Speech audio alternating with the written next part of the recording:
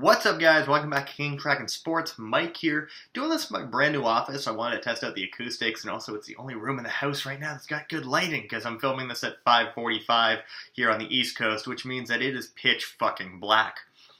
So, wanted to, yes, first of all, I am alive. I know I haven't been posting a lot, and that's because I've just been really busy. Two, if you guys have started to miss me at all, I'm going to put a link down to the Instagram account down below. I do a lot of shit on there. You'll see weekly posts, stock up, stock down. I usually do some stories, some Instagram stories, and some live video, just kind of give my quick thoughts. I did one on the trade deadline. Did one with a couple of, the Amari Cooper trade when it happened. But yeah, I try to post a little bit more regularly there to make up for the fact that I'm not posting a fucking thing on YouTube right now. That's not why I'm here. Sorry, I've wasted the first minute of your time. Please don't leave me. Anyways, this quarterback class is why I'm here. And I'll be honest, man.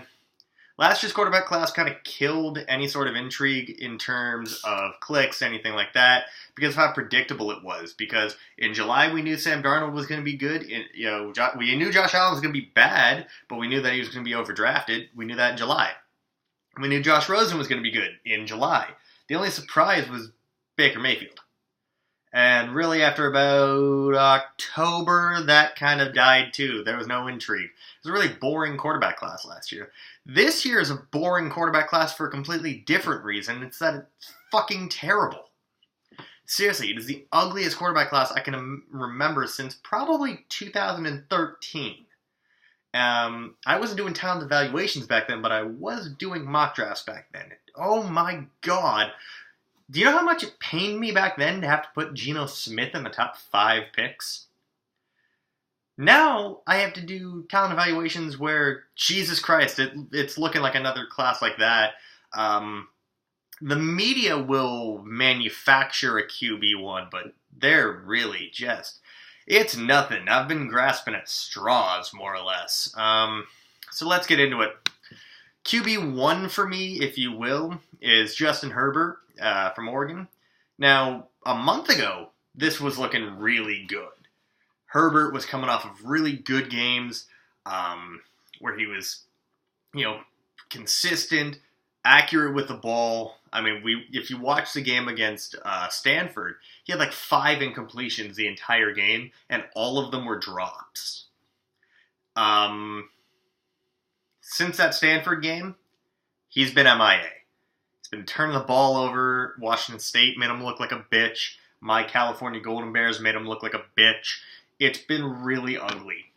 And he's taken a dip as a result. He was, I believe, at one point sitting at like 5th on my board. He's now down to 11. I don't feel like there is a quarterback worth a top 10 pick. That being said, the Giants exist. And the Giants suck. And they need a quarterback. Which means if they're picking in the top 3, guess what? Justin Herbert's going in the top 3. It's a really ugly class. He's the only quarterback I have a first-round grade on. And I don't even feel confident about that because there's still rumors that Justin Herbert's not going to come out because his brother is going to Oregon next year as a tight end, and he wants to play with his brother. He's got a great relationship with his brother. Now, we heard similar things about Sam Darnold last year that, people at USC were saying that there was no way he was going to come out. He was going to go back to school. He was going to work on his turnover issues, yada, yada, yada, yada, yada, yada. Long story short, he didn't. So take that with a grain of salt now because reports coming from the school on November 8th don't mean a fucking thing. Once January comes around and once he hears from the NFL that he can make first-rounder money, he's gone. In theory. Quarterback 2 for me, and geez, if this were any other class, he'd be like a day 2, day 3 type guy. Will Grier. And again, much like Herbert a couple weeks, about a month or so ago, this would have been a completely different story. Instead, he had bad games against Iowa State. He had a fucking terrible game against Kansas. Kansas made Will Grier go from Heisman contender to what the fuck are you doing on the field? He played like crap, and you can go on the Instagram account And I believe I mentioned his exact stat line. I can't remember what it was offhand right now, but it is in the post from the Instagram account. He had like 100 yards against Kansas. The factory of sadness that is Kansas. I didn't understand it. The same mistakes that were there last year that seemed to have went away at the beginning of the season, they're back. And it seems like if he's not throwing the ball to David Sills, he's a little lost, which is weird because he's got another good receiver that's going to play in the NFL in Gary Jennings. So I'm not entirely sure what the hell's going on there. Grier, I want Grier to do well. I really do. I think if there's anyone that can have a quote-unquote Baker Mayfield-like rise, and I don't mean go number 1 overall, but go from day 3 to in the first round, it is Will Grier. He's clutch. If you watch the game against Texas, he came up when it mattered the most. The problem is when he's off his game, just like Justin Herbert, when he's off his game, they're fucking terrible. And it's getting them to work on that consistency that's going to be crucial for them. Also, I'm going to let this out of the bag now. Come April, when we do our roundtable mock draft for the 3rd straight year now, my buddy Lawson and I, if Will Grier goes round 1 in ours, not in real life, we don't give a shit about that, but if in ours, if he goes round 1, we have to sing Country Roads Take Me Home. I'm 50-50 as to whether or not I actually want that to happen, but that's just a thing. Moving on, because I think that's a good way to end that. QB3, Dwayne Haskins.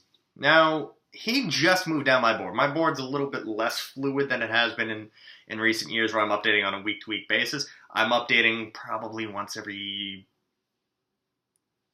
15, 16 days, roughly. Just because, again, really busy schedule, a lot to keep up with. Not able to watch as many games this year or as many players this year.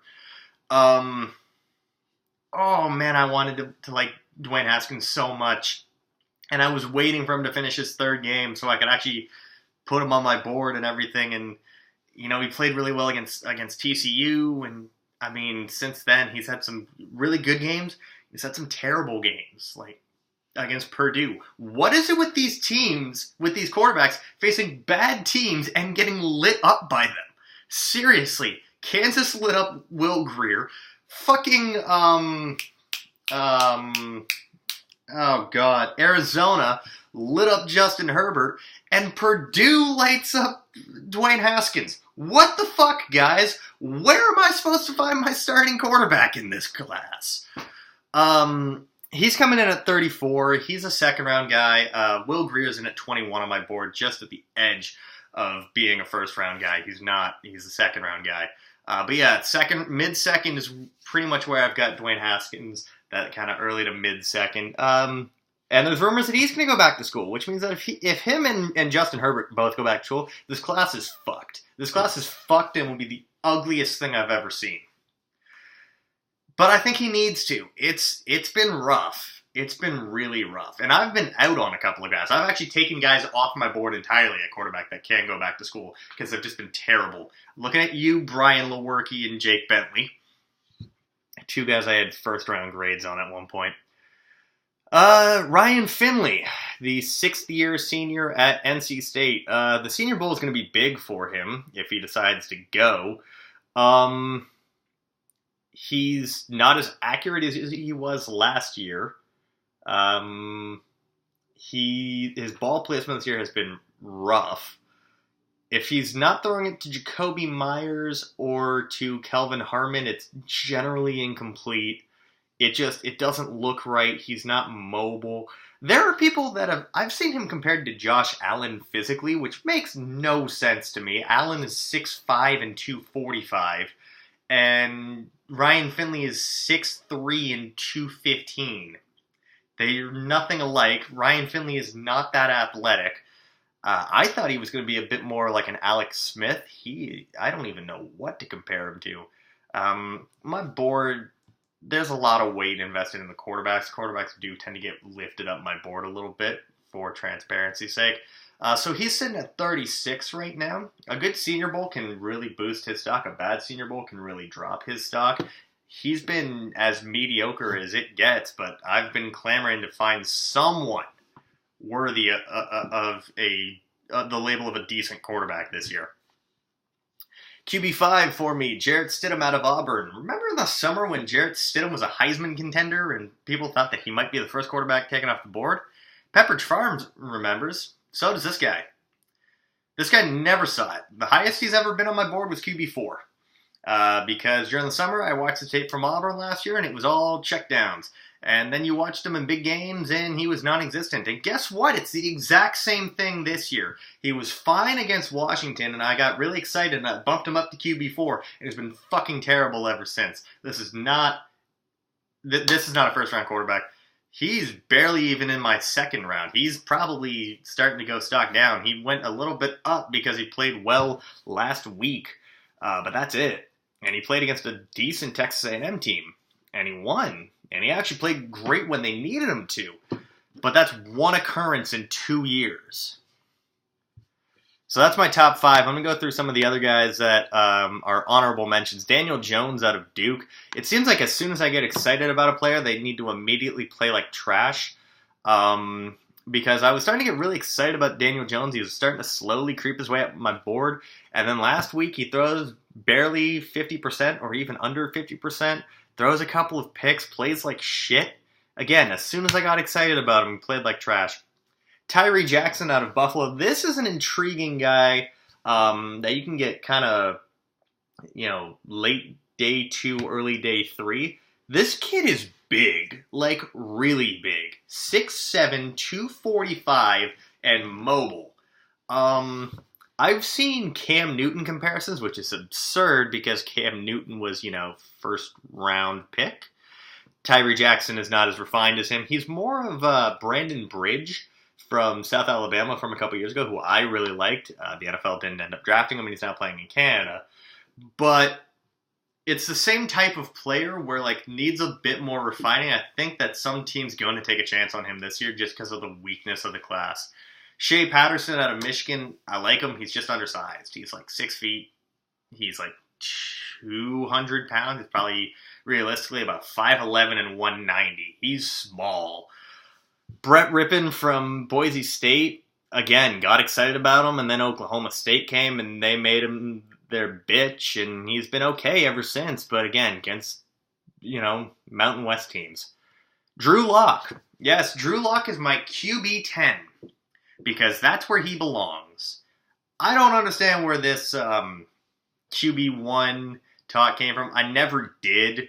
I think the highest he ever was QB4 when I had scattered 6 quarterbacks. He's bad. He's very bad.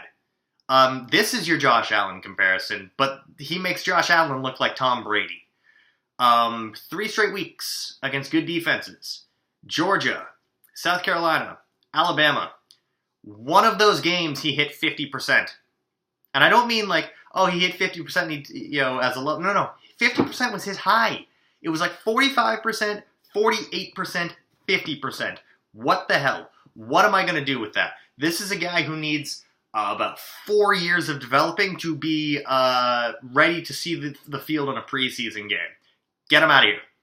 Nick Fitzgerald, Clayton Thorson. These guys are right-handed Tebows. They're fucking terrible. They can't throw the ball, but they run the ball. So, yeah, they're fullbacks. And Jake Browning has the arm of limp spaghetti noodle. This is a fucking terrible quarterback class. That's going to do it for today, guys. As always, comment, subscribe, tell a friend to tell another friend. I will see you again next time.